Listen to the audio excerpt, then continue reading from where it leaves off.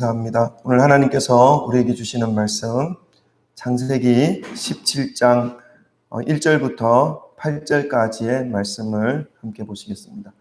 창세기서 17장 1절부터 8절까지 저와 여러분이 한 절씩 교독하고 마지막 절 합독합니다. 제가 먼저 읽습니다. 아브라함이 99세 때에 여호와께서 아브라함에게 나타나서 그에게 이르시되 나는 전능한 하나님이라. 너는 내 앞에서 행하여 완전하라.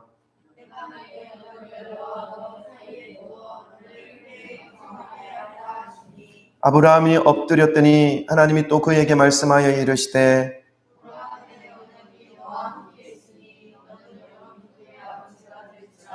이제후로는 내 이름을 아브라함이라 하지 아니하고 아브라함이라고 하리니 이는 내가 너를 여러 민족의 아버지가 되게 함이니라.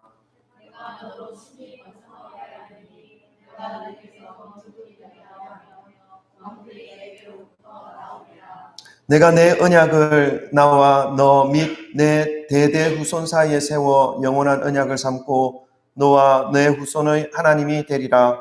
내가 너와 내 후손에게 내가 거류하는 이 땅 곧 가나안 온 땅을 주어 영원한 기업이 되게 하고 나는 그들의 하나님이 되리라. 아멘. 할렐루야. 하나님의 이름을 찬양합니다. 코로나로 인해서 교회들의 예배와 소그룹 모임이 점점 축소되고 있습니다. 왜냐하면 그러한 모임들로 인해서 코로나가 확산되어진다는 그런 매스컴의 발표가 연일 이어졌기 때문이죠. 그래서 행정당국의 요청과 권고로 이제 온라인 예배를 드리는 교회들도 많아졌고 또 소그룹 모임이 당분간 중지되거나 온라인으로 진행하는 이런 모습들이 나타나고 있습니다. 어떻게 보면 좀 안타깝고 아쉽고 답답한 그런 상황이 이어지고 있는 모습으로 우리가 생각되어집니다. 여러분, 그러나 잊지 말아야 할 것이 있습니다. 우리의 믿음과 신앙은 멈출 수 없다는 것입니다. 멈춰서는 안 된다는 것입니다. 환경과 상황은 분명히 이전보다 제약이 많아졌습니다. 불편한 환경과 불편한 상황이지만 조금 다른 시각으로 생각해서 이런 상황을 우리가 좀 살펴보면 지금의 상황이 이 온라인 예배로 인해서 복음이 더 힘있게 빠르게 더욱더 넓게 퍼져나가고 있다라는 것을 우리는 알 수 있습니다. 지난주에 이제 제 집사람이 경주에 있는 한 집사님이랑 통화를 하는데 우리가 온라인 예배를 드린다라고 알리진 않았어요. 예배 시간에 제가 얘기를 한 거는 있었죠. 근데 온라인 예배 실시간으로 경주에서 보고 같이 예배 드리고 계시다는 그런 또 주고받는 얘기를 들었습니다. 이런 것으로 볼 때에 분명히 어떤 예배에 제약이 있고 불편함은 느낄 수 있지만 하나님의 복음이 더 넓게 더 빠르게 전개되어지고 있고 퍼져나가고 있다는 것을 본다면 또 우리의 마음을 좀 달리해서 감사의 제목을 찾을 수 있지 않나 하는 것을 느낄 수 있었습니다. 그래서 여러분, 우리는 이런 상황 속에서 감사의 제목을 찾아서 하나님께 감사드릴 수가 있습니다. 오늘도 우리에게 주어진 환경과 상황 속에서 불평과 불만의 그 거리를 찾아내기보다는 감사의 제목을 찾아내심으로 그 감사의 마음을 가지고 하나님께 나아가시기를 주님의 이름으로 축원합니다. 아멘. 오늘도 먼저 옆에 계신 소중한 분들에게 우리 사랑 고백 나누시고 하나님께 나아가도록 하겠습니다. 사랑합니다. 축복합니다. 네, 할렐루야. 아멘, 할렐루야. 우리 또 온라인으로 예배 드리실 분도 계실 텐데 서로 사랑 고백 하십시다. 아멘. 한다고 하셨어요. 네, 오늘은 우리 우상을 섬기던 가정에서 살아가던 한 사람에 대해서 우리가 좀 살펴보기 원합니다. 우상을 섬기는 가정에서 살아온 사람이지만 믿음의 조상이 된 사람입니다. 그 사람은 바로 아브라함입니다. 오늘 아브라함에 대해서 우리가 함께 살펴볼 텐데 한 사람의 그 삶을 우리가 살펴보면 좀 지루할 수도 있습니다. 왜냐하면 내 삶이 아니니까. 그러나 우리가 아브라함을 통해서 역사하신 하나님의 그 역사가 오늘날도 우리의 삶 가운데 함께하고 있다는 것을 우리가 기억하시면서 이 말씀을 받으시기를 소망합니다. 아멘. 여러분, 하나님께서 이 아브라함에게 나타나셨어요.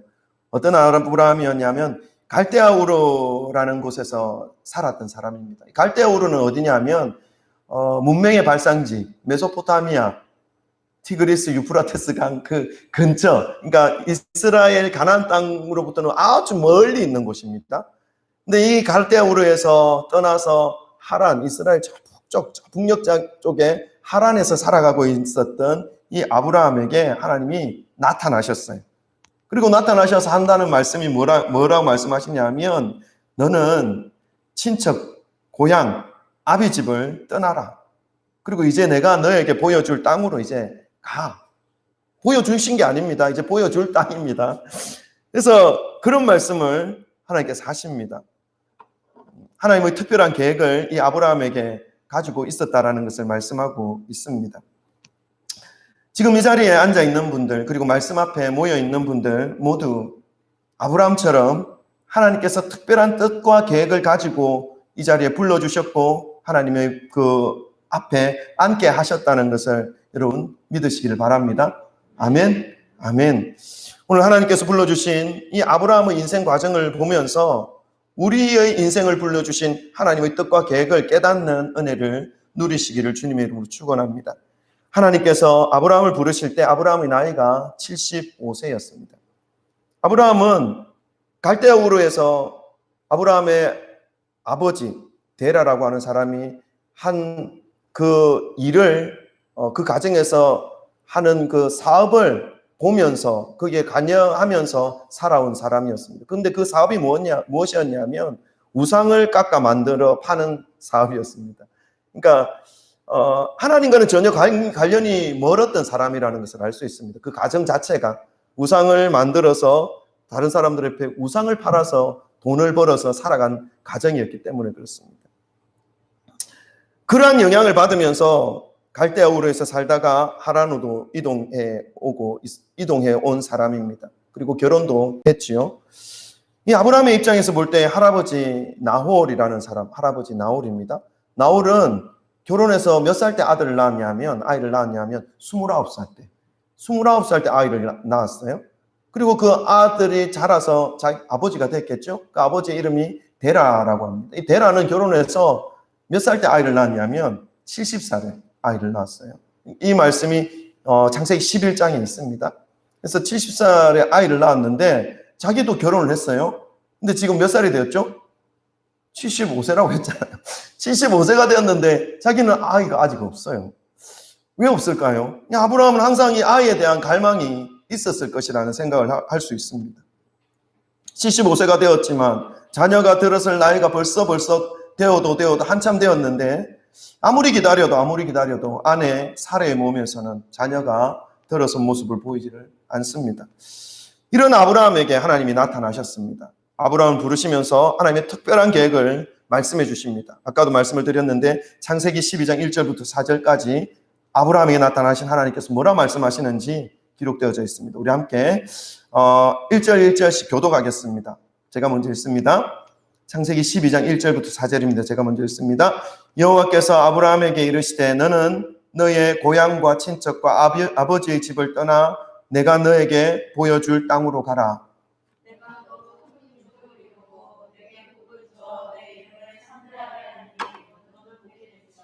너를 축복하는 자에게는 내가 복을 내리고 너를 저주하는 자에게는 내가 저주하리니 땅의 모든 족속이 너로 말미암아 복을 얻을 것이니라 하신지라.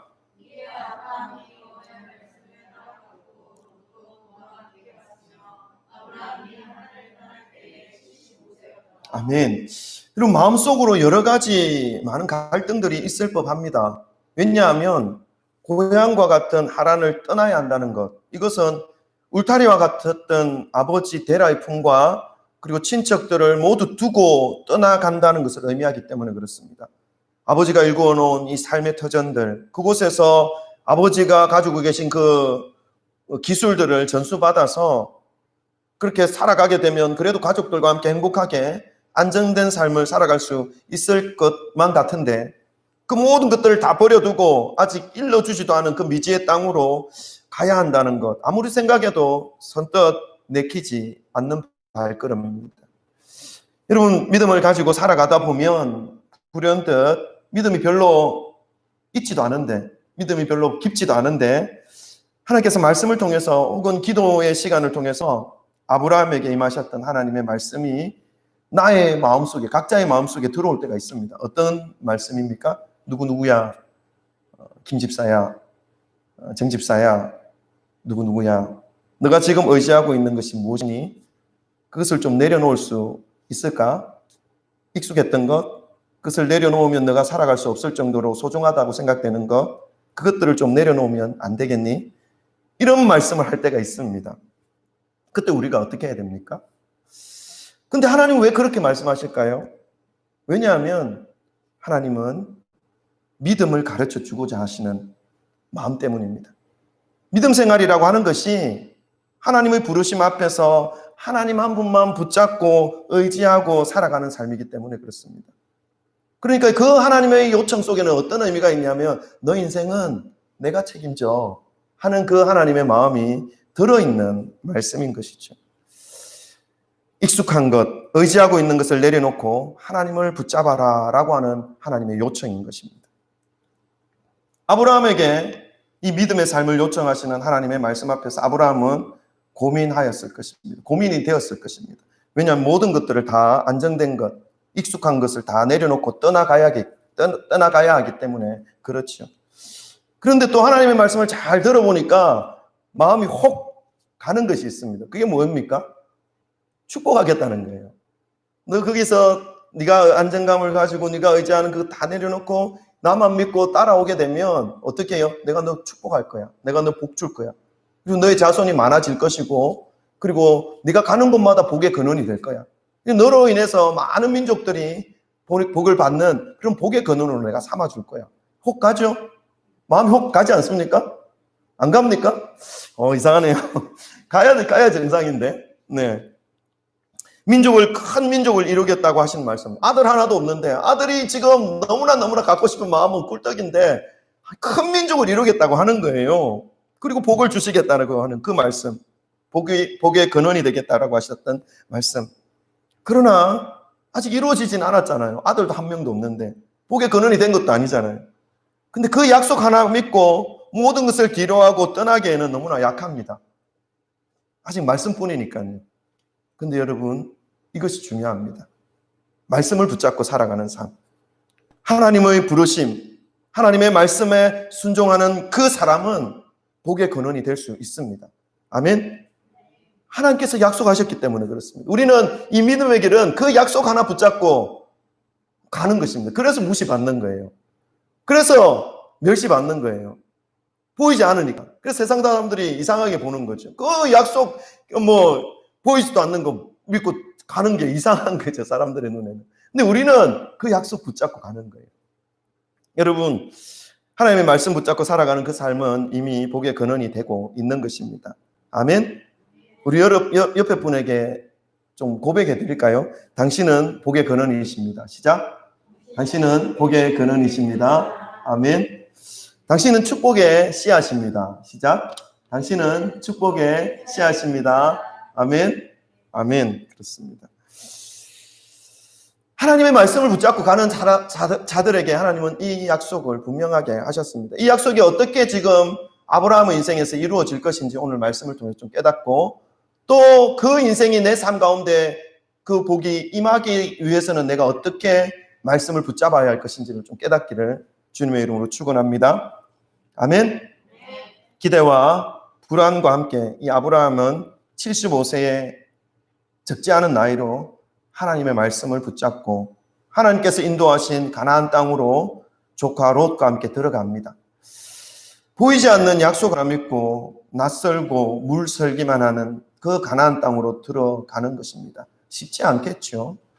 근데 들어가면 모든 것이 준비되어 있고 하나님이 예배해 놓으신 은혜와 복이 바로 주어지면 얼마나 좋겠습니까? 그런데 가나안 땅으로 들어가 보니까 무슨 일이 벌어지는 것입니까?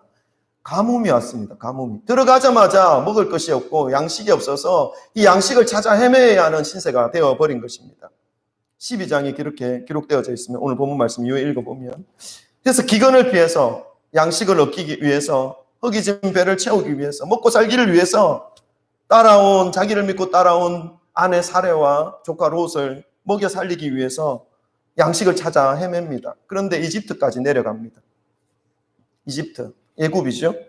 내려가서 양식을 구합니다. 그런데 이집트까지 가는 것은 하나님이 약속하신, 하나님의 인도하신 땅이 아니었습니다. 그곳에서 위기를 맞이합니다. 이쁜 아내, 아브라함 눈에는 이뻤던 것 같아요. 근데 실제로 이뻤을 수도 있어요. 안 웃으시네. 네, 아브라함 그 이쁜 아내를 팔아먹습니다. 이집트에 가서. 왜냐하면 나의 아내다라고 말하면 자기를 죽이고 이 이쁜 사라를 그 이집트 왕이 차지할 것 같은 그 두려움 때문에 아내라 하지 않고 동생이다, 누이 동생이라 말합니다. 자신이 살고 싶어서 눈물을 머금고 자신의 아내를 아내라고 말하지 못하고 누이 동생이라고 말하면서 아내를 빼앗길 위기에 처해지기도 합니다. 그 내용을 14절부터 20절까지 기록되어져 있는데 12장 14절부터 20절까지 한 절씩 우리 한번 읽어보십시다. 성경 말씀을 이렇게 이 시간에라도 교독하고 하는 이유는 여러분 혼자 계실 때 별로 말씀 안 읽을 것 같아서 제가 높아심 때문에 그래도 이 시간을 통해서 한번 읽어보자는 의미가 있습니다. 제가 14절 읽겠습니다. 교독합니다. 아브라함이 애굽에 이르렀을 때에 애굽 사람들이 그 여인이 심히 아리따움을 보았고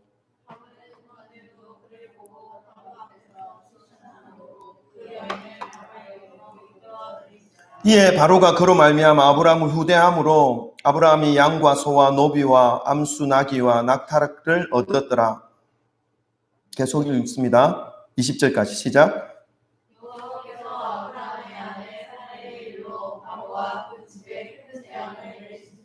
바로가 아브라함을 불러서 이르되 너가 어찌하여 나에게 이렇게 행하였느냐? 내가 어찌하여 그를 내 아내라고 내게 말하지 주게 하십니다. 이 말씀은 하나님이 이 사라를 보호하셨다는 것입니다. 왜 하나님이 이 아브라함과 사라를 그 위기 속에서 본인들이 잘못해서 본인들이 미숙하여서 실수하여서 자처했던 그 위기 속에서 하나님께서 보호해 주십니까? 왜 그렇게 하시는 것일까요? 여러분, 그것은 비록 자신의 실수로 위기에 처해져 버렸지만 이 아브라함과 사라는 지금 하나님의 말씀에 순종하여서 지금 여기까지 살아오고 있는 것입니다. 지금 순종하며 살아가고 있는 사람들입니다. 비록 실수가 있고 비록 미숙한 모습이 보이지만 지금 그 하란 땅에서 가나안 땅으로 미지의 땅, 그 모든 것을 다 내려놓고 하나님의 말씀을 붙잡고 신뢰함으로 지금 살아가고 있는 이 사람들이라는 것입니다. 하나님은 하나님의 말씀에 순종하는 자를 비록 실수가 있고 비록 아직 성숙되지 못한 부분이 있다 하더라도 하나님께서 책임져 주십니다. 그래서 하나님을 믿고 의지하여 살아가는 것이 얼마나 중요한 것인지를 우리는 깨달아야 할 필요가 있습니다. 너무나 큰 은혜가 있다라는 것을 말씀드리고 싶습니다. 결국 하나님은 이 아브라함과 사라를 위기로부터 보호해 주셨고 오히려 이 일로 인해서 먹을 것은 물론이고 양과 소와 나귀와 노비까지, 여러분 당시에는 이러한 것들이 재물이었습니다. 많은 재물까지 얻어서 나오게 하셨습니다. 그 이후로 하나님께서는 계속해서 아브라함을 축복하십니다. 그리고 아브라함 부족했지만 하나님은 그를 복의 근원으로 삼겠다고 하셨던 하나님의 약속을 신실하게 이루어가 주셨습니다. 우리의 믿음의 여정 속에서도 하나님의 말씀을 붙잡고 믿고 살아가는 그 과정 속에 예상치 못했던, 정말로 내가 감당할 수 없는 그러한 폭풍우와 같은 위기가 때때로 몰아칠 때가 있습니다. 오늘날 전 세계에 불어닥친 이 코로나 바이러스와 같은 이 난공불락처럼 다가오는 문제들 말이지요. 그 외에도 개인적으로 말하지 못할 상황과 사정들이 많이 있을 것입니다. 그런 상황 속에서, 그런 문제 속에서도 하나님의 말씀을 붙잡고 살아가는 그 삶 속에는 오늘 아브라함과 사례를 지켜주셨던 하나님의 그 모습처럼, 인도하심처럼 하나님의 지키심과 보호하심과 긍휼히 여겨주시는 하나님의 은혜가 있음을 여러분 믿으시기를 주님의 이름으로 축원합니다. 아멘. 하나님의 축복으로 아브라함의 재산이 많이 늘어났어요. 정말 하나님의 말씀을 붙잡고 보이지 않는 약속 하나 붙잡고 그 모든 것들 다 뒤로하고 두려움 속에 정말 이 약속이 사실일까 의심도 조금 들었지만 그 말씀 붙잡고 살아가는 그 과정 속에 하나님의 채우시는 은혜와 하나님의 그 축복으로 늘어나는 재산을 경험하는 이 아브라함의 모습이었습니다. 삶이었습니다. 축복의 복의 근원으로 삼으시겠다고 하셨던 하나님의 약속이 신실하게 이루어져 가는 모습을 보고 있는 것이죠. 그런데 아직 이루어주지 않으시는 하나님의 약속이 하나 있습니다. 그것이 무엇입니까? 무엇이었죠? 아들입니다. 아들. 75세 때 하나님께서 불러주셔서 하나님 약속 믿고 갔는데 복의 근원이 되게 하셨다는 말씀뿐만 아니라 열국의 아비가 되겠다. 너희 자손들이 많아지겠다 말씀하셨지 않습니까? 근데 아들이 지금 몇 명 있어요? 한 명도 없어요. 낯선 가나안 땅에 와서 이런 일 저런 일 겪다 보니 어느덧 10년이 흘렀습니다. 10년이. 여러분 85세가 되었어요. 아버지는 70세에 아들 낳고 근데 나는 75세 아들 넣을 줄 알았는데 못 넣고 어느덧 85세가 되었어요. 여러분 인간적인 기대와 인간적인 어떤 육신의 능력이 어떻게 됩니까? 점점 사라집니다. 점점 불가능으로 더 기울어져 가고 있습니다. 약속하신 그 아들이 이제 생길 만도 한데 몸은 날이 다르게 힘이 없어지고 있고 그런데 아들에 대한 소식은 감감하기만 합니다. 이 정도 되면 하나님에 대해서 의심이 좀 들 수도 있습니다. 의심하지 말아야 하는 것이 믿음인데 조금씩 하나님에 대한 신뢰가 다른 것은 다 해주셨는데 이 생리적인 부분, 인간의 어떤 육신의 쇠약함, 이 자연적인 현상 아닙니까?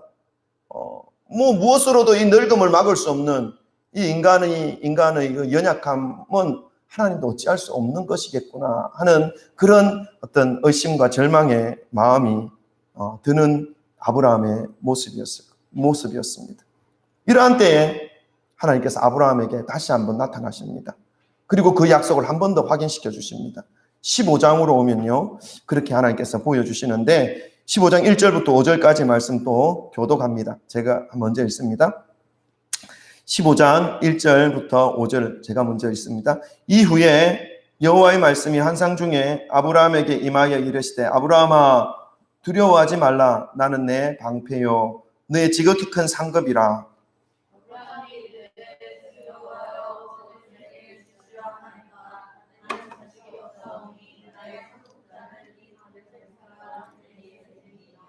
아브라함이 또 이르되 주께서 내게 씨를 주지 아니하셨으니 내 집에서 길린 자가 내 상속자가 될 것이니이다.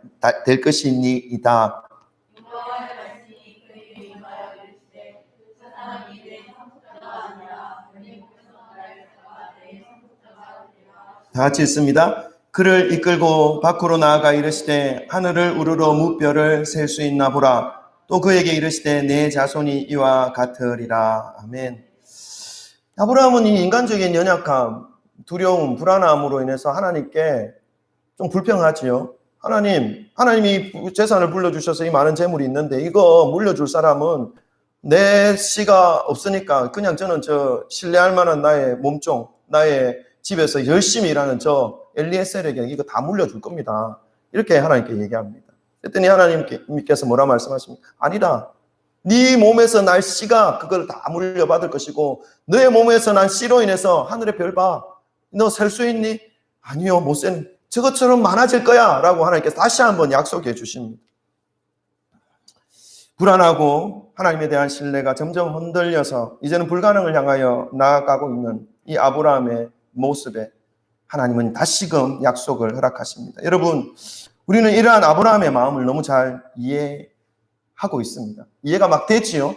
맞습니다. 우리는 막 급한데 우리는 이제 가능성이 없어질 것만 같아서 발을 공동동동 구르고 있는데 하나님께서 손을 써주시지 않으면 안 되는 상황인데 그 한계의 시간이 점점 다가오고 있는데 나로서는 어떻게 손 써보는 것 다 해보았지만 해결된 것은 하나도 없고 그저 안타까움만 가지고 있는 상황 살아오면서 많이 경험하셨지 않습니까?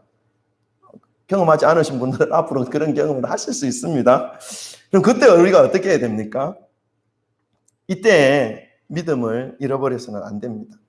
하나님 앞에 무릎 꿇고 있는 사람은 절대로 망하지 않습니다. 성경이 그것을 우리에게 끊임없이 말씀해주고 있습니다. 하나님의 말씀을 붙잡으시고 주님 앞에 더욱더 가까이 간절히 나아가시기를 주님의 이름으로 축원합니다. 아멘. 아멘.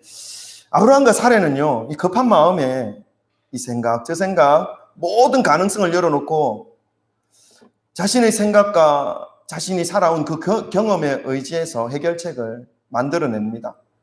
하나님이 분명히 아브라함의 몸에서 난 자식을 주시겠다라고 약속하셨는데, 그것도 하늘에 셀 수 없는 그 별의 개수만큼이나 많이 주시겠다고 약속하셨는데, 이런 것 계속 고민하다 보니까 사례가 하나의 기발한 아이디어를 도출해냅니다. 무엇을 말합니까? 우리 16장 2절 3절 한번 같이 읽겠습니다. 합독합니다. 16장 2절 3절 다 같이 읽습니다. 시작.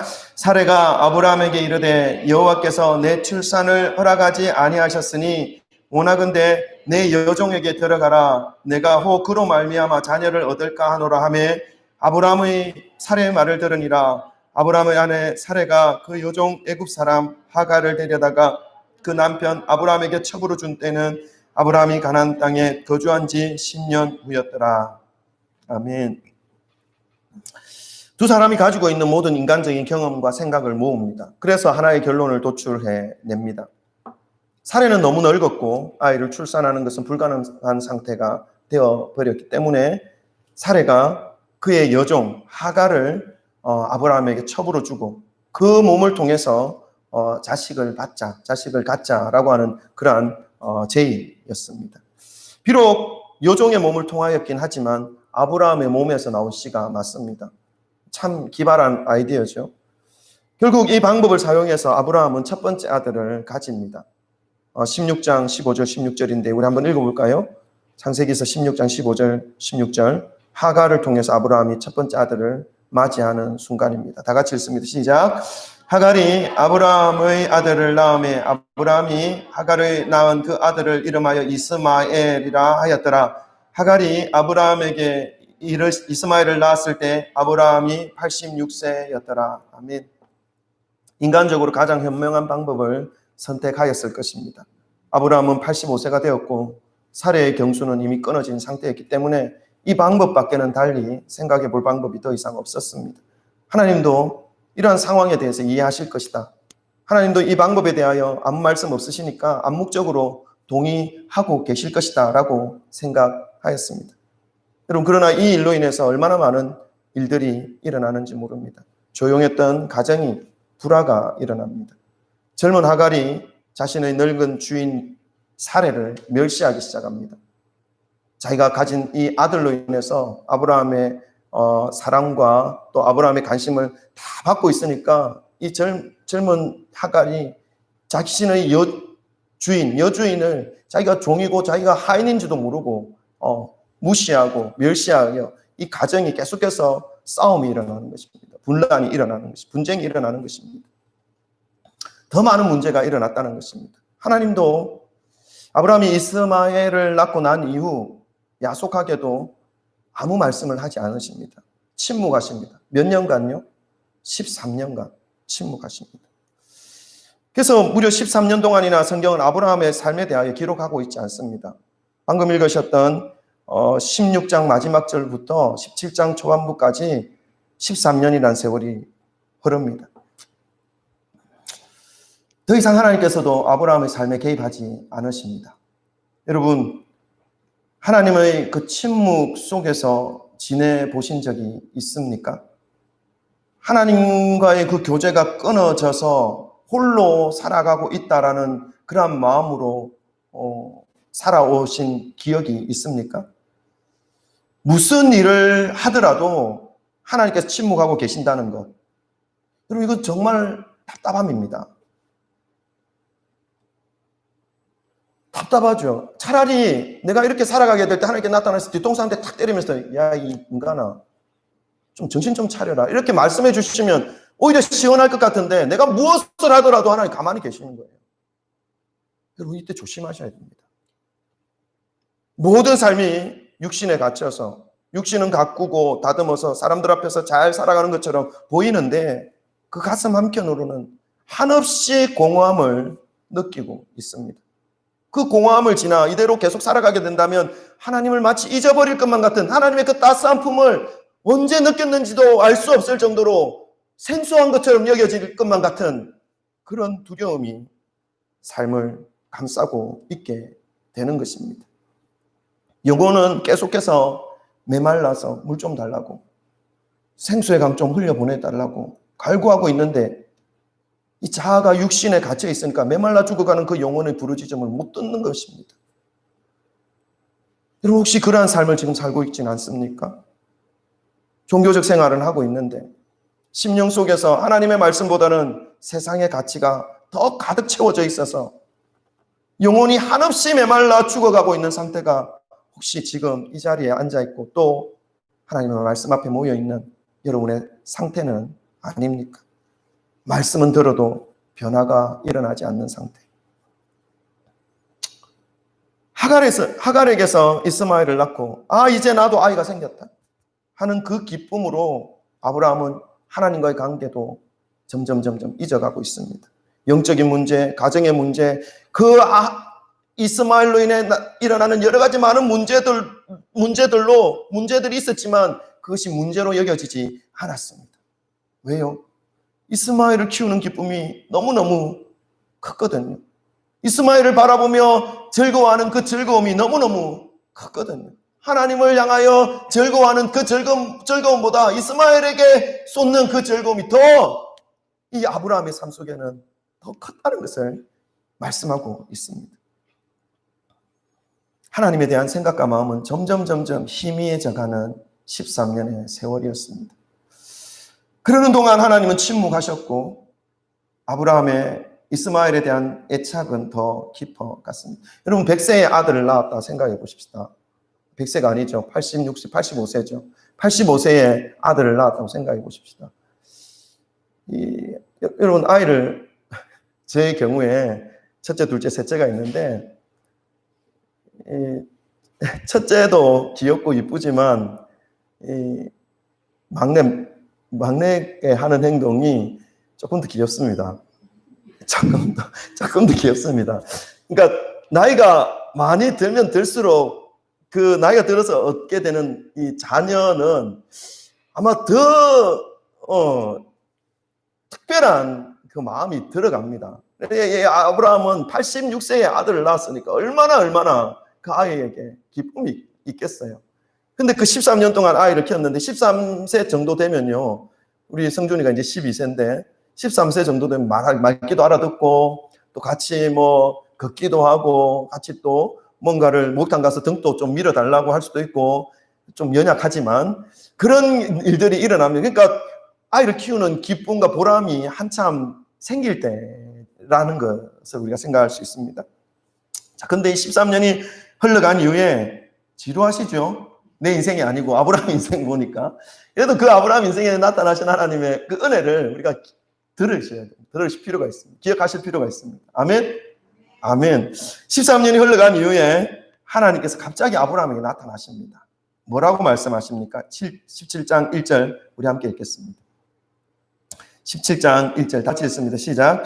아브라함이 99세 때에 여호와께서 아브라함에게 나타나서 그에게 이르시되 나는 전능한 하나님이라 너는 내 앞에서 행하여 완전하라. 아멘. 아브라함이 이스마엘을 낳은 때가 86세였습니다. 그 13년 동안 침묵하셨다가 17장 1절에 갑자기 하나님께서 99세에 하나님께서 나타나셨습니다. 그리고 하시는 말씀이 나는 전능한 하나님이라 너는 내 앞에서 행하여 완전하라. 행하여 완전하라. 여러분 이 말씀을 좀 가슴에 새기시기를 바랍니다. 이스마엘이 태어난 이후 13년 동안 침묵하셨던 하나님께서 이스마엘에 흠뻑 빠져있는 이 아브라함에게 나타나셨습니다.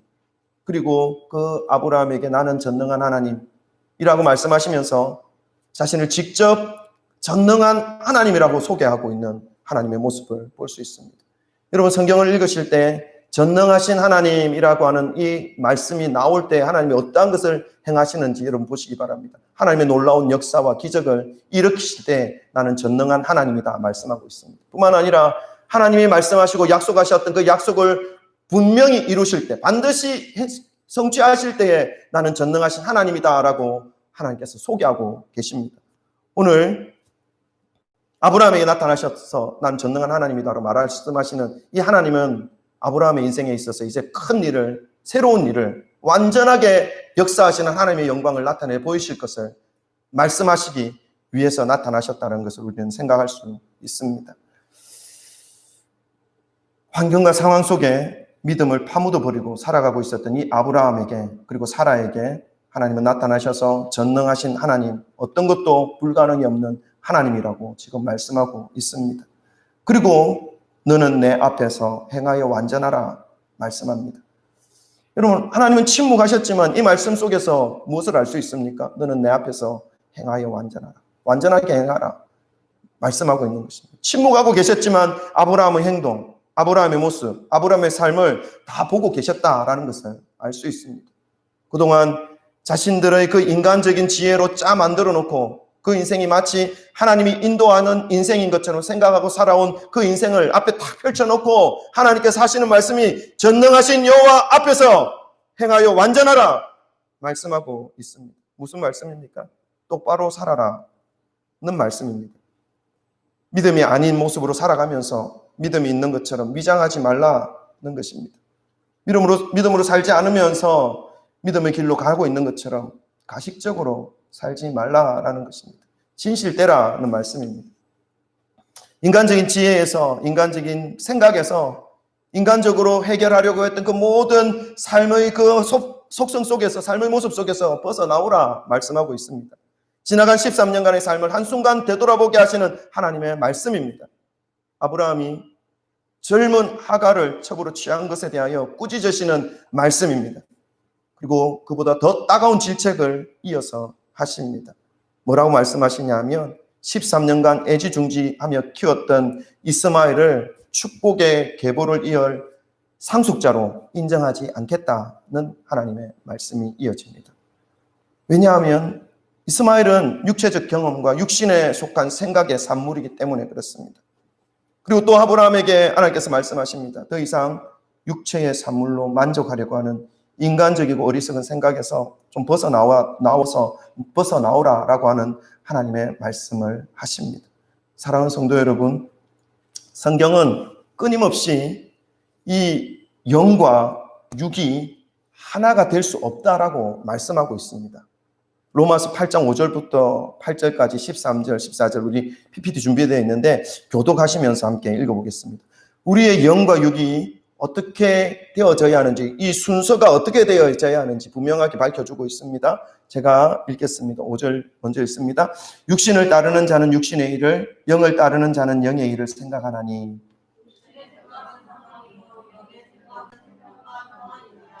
육신의 생각은 하나님과 원수가 되나니 이는 하나님의 법에 굴복하지 아니할 뿐 아니라 할 수도 없습니다. 8절 시작. 13절 너희가 육신대로 살면 반드시 죽을 것이로되 영으로서 몸의 행실을 죽이면 살리니. 다 같이 읽습니다. 무릇 하나님의 영으로 인도함을 받는 사람은 곧 하나님의 아들이라. 아멘. 하나님은 너는 내 앞에서 행하여 완전하라는 말씀으로 아브라함에게 있는 육에 속한 생각에서 벗어나올 것을 명령하십니다. 육으로 살아가고 있는 자신의 삶에 영적인 것으로 그 육의 삶을 가리려고 했던 그 위선적인 삶에서 완전히 벗어나올 것을 명령하고 있습니다. 하나님께서 13년 동안 침묵하시다가 아브라함과 사라의 몸이 완전히 죽은 몸처럼 되어 더 이상 아이를 출산할 능력이 없는 이때에 나타나셔서 육에 속한 생각들, 육에 속한 행위들, 육에 속한 위장들, 위선들, 그 모든 것들로부터 벗어날 것을 명령하십니다. 왜? 하나님께서 지금 모든 것이 절망이고 가능성 제로의 상태가 되어져 있는 이 상황에 나타나셔서 이렇게 강하게 아브라함과 사라에게 이렇게 말씀하고 있는 것입니까? 그것은 이제 전능하신 하나님, 엘샤다이의 그 하나님께서 그 하나님의 전능하신 능력을 나타내 보여주실 것이라는 것을 말씀하고 있는 것입니다. 약속하신 하나님의 말씀을 아브라함과 사라의 몸을 통해서 이루어 주시겠다라고 하셨던 하나님의 약속을 이루어 주시려고 하는 하나님의 모습입니다. 그렇기 위해서는 먼저 육신적인 그 모든 한계에서, 육신에 갇혀있는 그 모든 생각에서 벗어나올 것을 하나님께서 말씀하십니다. 그것이 먼저 필요하기 때문에 말씀하고 있는 것이죠. 지금까지 영적인 것처럼 포장하고 살아온 그 썩어질 육신의 생각과 변질된 삶에서 완전히 벗어나라고 하나님께서 명령하십니다. 여러분, 믿음은 육에 속한 생각이 아닙니다. 믿음은 완전한 영에 속한 생각입니다. 그러니까 육에 속한 생각과 삶으로는 믿음을 가질 수가 없습니다. 그렇기 때문에 하나님께서 아브라함과 사라에게 너는 내 앞에서 행하여 완전하라 명령하시면서 더 이상 육체를 의지해서 살아가지 말 것을 명령하고 있는 것입니다. 이제 전능하신 하나님 앞으로 나아오라는 것입니다. 하나님도 아시고 아브라함도 알고 사례도 알고 또 이 말씀을 듣고 있는 저와 여러분들도 알고 있습니다. 무엇을 알고 있습니까? 아브라함과 사례의 육체가 아이를 가지는 것에 대하여 이미 죽은 몸과 같다는 사실을 말입니다. 알고 있죠, 우리도. 그리고 하나님도 알고 있습니다. 그리고 본인들도 알고 있습니다. 우리의 육체도 점점 늙어가고 있다는 것도 알고 있습니다. 그러나 하나님께서는 불가능이라는 그 캡슐 속에 숨어있는 아브라함과 사례에게 불가능의 캡슐을 깨뜨리고 나오라 명령하십니다. 이것이 믿음 위에 서는 것입니다. 하나님께서는 아브라함과 사례를 믿음 위에 세우고 계신 것이죠. 너는 내 앞에서 행하여 완전하라 말씀하시면서 말입니다. 육신에 갇혀 있을 때, 육신의 생각 속에, 육신 속에 갇혀 있을 때는요, 온통 불가능합니다. 이 육신 속에 갇혀 있으면 믿음을 가질 수 없다는 것을 하나님께서 말씀하고 있는 것입니다. 그래서 하나님께서는 전능한 하나님이니 자신을 가리고 있는 모든 육신에 속한 생각과 그 가식 속에 숨어있는 삶을 깨뜨리고 이제 하나님 앞에 진실된 모습으로 나아오라라고 말씀하고 있습니다. 하나님 앞에서 자신의 육신을 의지하며 육신의 만족을 위하여 살아온 그 삶으로부터 탈출한 이 아브라함과 사라에게 하나님의 전능하심을 하나님은 나타내 보이십니다. 그리고 죽어있던 이들의 몸을 통해서 약속의 아들 아브라함의 그 축복의 계보를 이을 영적인 상속자 이삭을 허락해 주십니다. 사랑하는 성도 여러분, 하나님께서 우리에게도 말씀하십니다. 언제까지 그렇게 육신에 묶여서 살아가려고 하니? 육에 속해서 살아가는 내 삶을 좀 내려놓고 영원히 살아나는 생명의 권원으로 좀 나오지 않겠니? 그렇게 할 때 전능하신 하나님의 역사가 저와 여러분 삶 속에 나타날 수 있음을 성경은 말씀하고 있습니다. 하나님께서 모르시는 것처럼 침묵하시지만 모든 것을 알고 계신다는 것입니다. 제가 인생을 많이 살아본 사람은 아니지만 살면서 한 가지 깨달은 것이 있습니다. 그건 뭐냐면 인생은 부메랑과 같다는 사실입니다. 믿음으로 영적인 충만함을 얻으며 살아간다면 지금 당장은 육체적으로는 조금 모자람이 있고 불편함이 있습니다. 그러나 시간이 가면 갈수록 삶이 더욱 풍성해지고 더 많은 사람들에게 선하고 아름다운 예수의 향기를 흘려보낼 수 있는 모습이 될 수 있다는 사실입니다.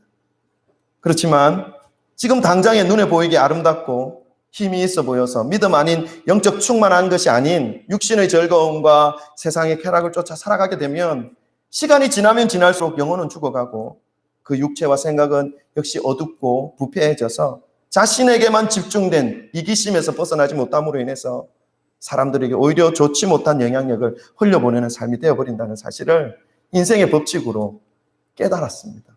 많이 살진 않았지만 이거 한 가지는 깨달은 것 같습니다. 성경은 육신을 의지하여 살아가는 삶, 육신을 위해서 살아가는 삶, 육신으로 만족을 누리면서 살아가는 삶으로는 믿음을 가질 수 없다 말씀하고 있습니다. 왜냐하면 육신의 생각은 사망이고 육신의 생각으로는 하나님의 생각을 믿을 수 없기 때문에 그렇습니다. 결국 하나님과 원수가 되기 때문에 그렇습니다. 하나님의 전능하심을 바라볼 수도 없고 그 전능하신 하나님 앞에 굴복할 수 없게 되는 것이 이 육신에 속한 삶이라는 것이죠. 아브라함은 아브라함과 사라의 육신에 묶여있는 삶에서 하나님은 완전히 벗어날 수 있도록 13년간의 침묵을 깨뜨리시고 나타나셔서 너는 내 앞에서 행하여 완전하라 말씀해 주셨습니다. 그리고 더 이상 육신에 속한 삶을 살아가지 않도록 그의 이름들까지 새롭게 바꾸어 주셨습니다. 아브라함에서 아브라함으로 바꾸셨습니다. 아브라함의 뜻은요, 한 가정의 가장이라는 뜻입니다. 그러나 아브라함의 의미는요, 열국의 아비, 모든 민족의 아버지라는 의미입니다. 완전히 바꿔주셨죠. 자신의 삶에 집중되어 있던 그 삶을 온 세계와 열방 하나님의 나라로 확장시켜 주신 것입니다. 사례는 어떻습니까? 사례의 뜻은 안주인, 그러니까 안사람, 안주인이라는 뜻입니다. 그러나 사라는요, 열국의 어머니. 완전히 바뀌었죠. 육체적인 존재에서 영적인 존재로 회복시켜 주신 하나님의 은혜임을 우리는 알 수 있습니다. 마무리하겠습니다. 여러분 좀 길죠? 지루하셨죠? 이제 잠에서 깨시면 됩니다. 여러분, 하나님께서 저와 여러분을 주님의 품으로 불러주셨습니다. 그리고 하나님은 우리를 향하신 주님의 계획을 지금도 신실하게 이루어 가고 계십니다. 그러나 오늘 우리에게 한 가지 요청하는 것이 있습니다. 더 이상 육신에 속한 삶을 의지하지 말라는 것입니다. 그 육신에 속한 삶에는 하나님을 믿는 믿음이 생길 수 없다 말씀합니다. 생기는 것처럼 보이는데 또다시 무너지고 계속해서 실수하고 실패하는 그 삶이 반복되어질 뿐이라는 것입니다. 결국 교회는 계속 나오지만 육신의 삶에 영적인 모습으로 포장만 할 뿐이라는 것을 말씀하고 있습니다. 그 포장을 이제 찢어내시고 주님께로 나오라 말씀하고 있습니다. 그리고 하나님께서 우리를 향하신 놀라운 계획들을 의심 없는 마음으로, 영에 속한 마음으로, 전능하신 하나님을 향한 그 믿음으로 바라보라 말씀하고 있습니다. 사랑하는 성도 여러분, 영의 눈을 뜨셔서 믿음을 가지시고 기도하시고 호흡하시고 주님과 대화를 시작해 보시기를 바랍니다. 이것이 영에 속한 삶의 첫 걸음입니다. 주님께 가까이, 더 가까이 나아가기 시작할 때 우리의 영혼과 육신에 필요한 모든 것들을 전능하신 하나님께서 약속하신 대로 채워주시는 것을 경험하실 수 있습니다. 완전히 죽어 있었던 아브라함과 사라의 몸에서 생명을 잉태케 하시는 전능하신 하나님을 기억하시면서 어떠한 하나님의 영광도 나타날 것이라고 기대조차 할 수 없었던 이 황폐해져 있는 나의 육신과 삶 속에도 완전히 죽어 있는 줄로만 알고 있었는데, 그런 나를 새롭게 하시는 하나님을 만나시기를 주님의 이름으로 축원합니다. 저와 여러분을 새롭게 만드시는 하나님 앞에 숨지 마시고 어떠한 포장지로도 포장하지 마시고 나를 주님께 드림으로 하나님의 놀라운 계획이 나의 삶 가운데도 아브라함의 삶처럼 나를 통하여 선하게 나타나도록 역사하시는 전능하신 여호와 하나님을 경험하시기를 주님의 이름으로 축원합니다. 아멘. 기도합시다. 여러분, 오늘 아브라함의 일생에 대해서 조금 길지만 함께 살펴보았습니다. 아브라함은요, 우상의 집안에서 살아온 사람입니다. 하나님의 말씀을 받아들이고 믿고 그렇게 첫걸음을 내딛기가 그렇게 쉬웠던 사람이 아니었습니다. 그러나 결단하고 하나님 앞에 약속 하나 믿고 안정감 되었던 모든 것들을 뒤로하고 출발하였습니다. 그 출발의 과정이 평탄치는 않았습니다. 위기가 있었고 어려움이 있었고 미숙함이 있었고 또 실수가 있었습니다. 그럼에도 불구하고 하나님의 말씀 붙잡고 나아가는 그 삶을 하나님은 축복하셨고 붙잡아 주셨고 지켜주셨고 보호하셔 주셨습니다. 그리고 끝내는 약속하신 그 열국의 아비가 되는 은혜를, 약속을 성취해 주셨습니다. 그 약속의 성취로 지금 우리가 아브라함의 자손이 되어서 믿음의 후손이 되어서 이 예수 그리스도를 붙잡고 또 하나님을 붙잡고 하나님께로 나아가 주의 은혜를 받을 수 있는 그런 영적인 존재가 되어진 것입니다. 여러분, 우리가 이 믿음의 영적인 이 믿음을 포기하지 않는 그런 삶이 되시기를 소망합니다. 또 우리가 육신에 묶여서 육신의 삶에 우리의 마음을 빼앗겨서 영혼이 죽어가는 줄 모르고 살아가는 그러한 모습과 모양이 되어 있다면 회복하셔야 됩니다. 너는 내 앞에서 행하여 완전하라. 모든 것을 알고 계시고 보고 계신 그 하나님 앞에 이제 나아가는 것이 필요합니다. 뭐 영적인 삶이라고 해서 특별한 거 아닙니다, 여러분. 뭐 3일 금식하고 하나님 앞에 거룩한 모습으로 나아가는 이거 아니에요. 무엇부터 해야 됩니까? 기도부터 하는 겁니다. 하나님의 살아계심을 인정하며 내가 이러한 생각을 할 때, 내가 이러한 모습으로 살아갈 때 하나님이 무엇이라고 생각할까? 어떤 모습으로 하나님 보아보실까? 하나님이 나를 보며 어떤 마음을 가지고 계실까? 이것 생각하는 것이 영적인 삶의 출발점입니다.